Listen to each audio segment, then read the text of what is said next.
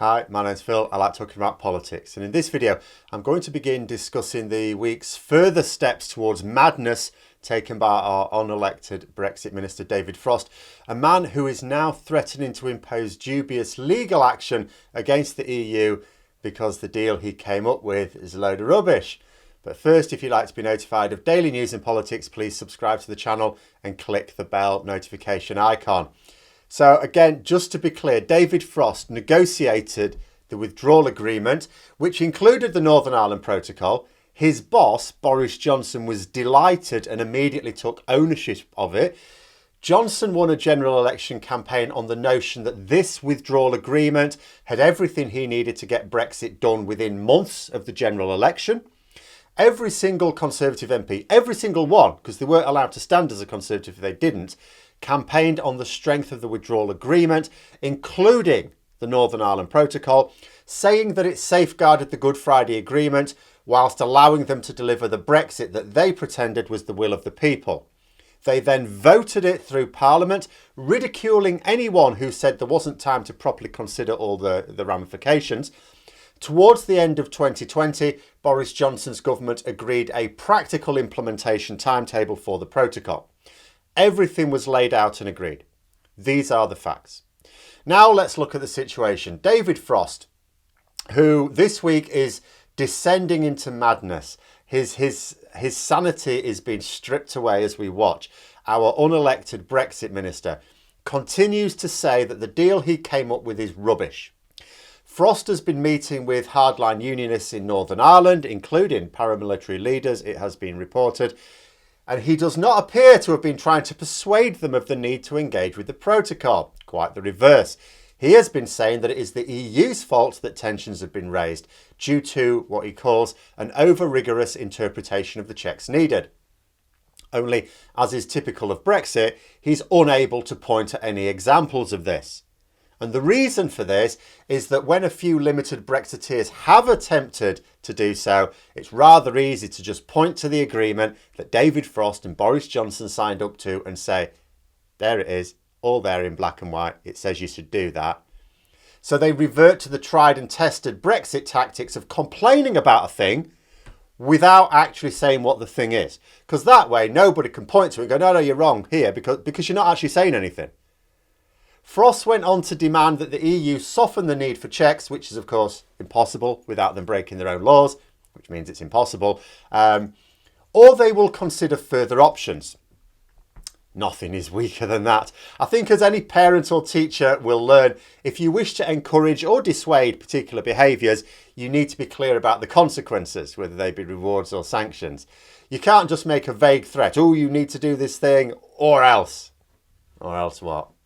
Because that's the thing, you see, if you are actually trying to threaten someone, that person being threatened wants to carry out a risk-reward calculation. Well, you're not telling them what the risk is. And as you're not being clear about what exactly you want, you're not even telling them what the reward is. But there has not been a clear consequence laid out because they know that they will look foolish when they can't or don't do it. There have been hints, however, about the Article 16 nonsense coming back. Now, just to be clear, Article 16 of the Northern Ireland Protocol does not allow the government to suspend the protocol because it doesn't like the consequences that were clearly explained when they signed the agreement, which is now an international treaty. It talks about, unexpected events. There's nothing unexpected about what's happening now. Now, just because the government denied the consequences doesn't mean they get to claim that they didn't know what those consequences would be. Because Frost is doing that as well. He's tried to claim that he didn't realise the problems with the checks that would arise. I mean, only in politics, eh? What other type of employment could you claim quite confidently and publicly that your work up to this point has been a complete shambles and should actually be destroyed immediately? It's completely unfixable. We just need to throw the whole thing in the bin. Everything I've done while I've been in this job. And that you didn't understand what you were doing, and yet you would still expect to keep your high profile, high responsibility, well-paid job. No other form of employment where this would happen. Frost has also tried to claim that the protocol is a threat to the Good Friday Agreement. He is using this line as a pretext for suspending the protocol, under Article 16.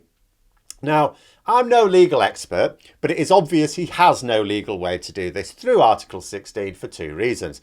One, what is happening now is not unexpected. Not a single thing is happening that I didn't talk about whilst David Frost and Boris Johnson were still claiming that the protocol would safeguard peace in Northern Ireland.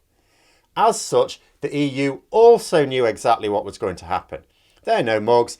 They did not allow a provision within the legally binding Northern Ireland Protocol which would allow a petulant UK government to suspend the very mechanism that allowed the EU to give their blessing to the wider withdrawal agreement. What we are expected to believe here is that the EU, the creators of the largest free trade area in the world and a powerful political operator on the world stage, was outwitted by this bumbling fool. And secondly, it's even more clear-cut, independent legal experts have made it clear that the article does not allow the UK to do this in any way, shape or form. So if the government suspends the protocol, they may argue they can use Article 16 and they may well fool Daily Mail and Daily Express readers. Doesn't matter what excuse it uses though, it will be a breach of international law. The people who decide these things are not Express readers. So are they planning on doing this? Well, this is where it gets tricky because there are a few factors at play both ways. As I've noted a few times, the hardliners in the Conservative Party, the ERG, expect Boris Johnson to drop the protocol. Not want it, expect it. There is a lot of pressure within the party on Johnson over this. We saw those tensions simmering a little bit last autumn. They're not simmering right now. And I don't know whether this is because they're satisfied that it's all proceeding to plan or because Johnson is managing to keep a lid on it. Something else that makes me wonder if they do intend to go through with this is that the language is becoming increasingly harsh. It sort of feels like a year ago when we were thinking ahead towards the deadline to extend the transition period and Boris Johnson was using language that painted him in a corner on the issue. It essentially became politically impossible for him to extend it from the position he took. And now, back then, it's now clear that with hindsight, he never intended to extend the transition period. And I'm thinking, so will we look back on the events of this summer later this year and conclude the same thing? Is Johnson happy for him and his underlings to glue their feet to this position because they are set on this course?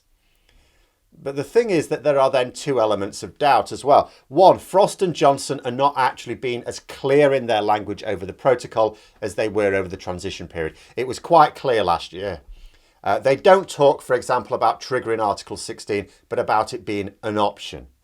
They are vague about exactly what they want and what they will do if they don't get it. They talk about a range of options without really saying what they are or which one they will apply and in which order. Secondly, they must know that there will be a very serious international backlash for doing this. They will point to the fact that the EU triggered Article 16 early this year, which of course was a massive error on their part, but they retracted before anything was actually done and they admitted that they had no right to do so. So you undermine your own argument there. It was triggered and it was put back in its box in the same evening with an apology. They didn't even try and claim, well, we could have used it, but we've decided it's probably better not to. They actually admitted that it was not appropriate to use it. And what if the EU decides to trigger the clauses that it genuinely has in the Trade and Cooperation Agreement and impose wide-ranging tariffs on British goods passing into the EU? After all, the EU will have to do something. They can't just initiate legal action again. They've already done that. It takes ages. They will have to bare their teeth and do something with immediate effect or they will look weak. And they will not need to affect a knee-jerk reaction either because they will already be working on their response to this. They will already be discussing what to do in anticipation of it in case Johnson does this. But we are also headed to a serious flashpoint. So I talked earlier this week about the government setting a deadline of July the 12th. Now, if the government continue to blame the EU for the problems of the protocol, if they continue to argue that the protocol itself was never supposed to do what it's doing, they create a political powder keg. July the 12th is the date for a very sensitive unionist march to take place. Now, without shooting my mouth off about the situation, it seems to be becoming quite binary now. that I don't see any way that this day can proceed without some pretty horrific headlines the next day. If the government actually suspends the protocol, all hell will break loose, including in Northern Ireland. It's all right saying the unionists would be happy, but the other half of the population would not. They'd be outraged. And if they're still prevaricating, then the unionist side will flip their lids. But there we are. Those are my thoughts. Let me know yours in the comments below. Hope you found the video interesting. If you did, don't forget to click the like button. And if you'd like to support the channel further, please also click the Patreon link for details. And until next time, I'll see you later.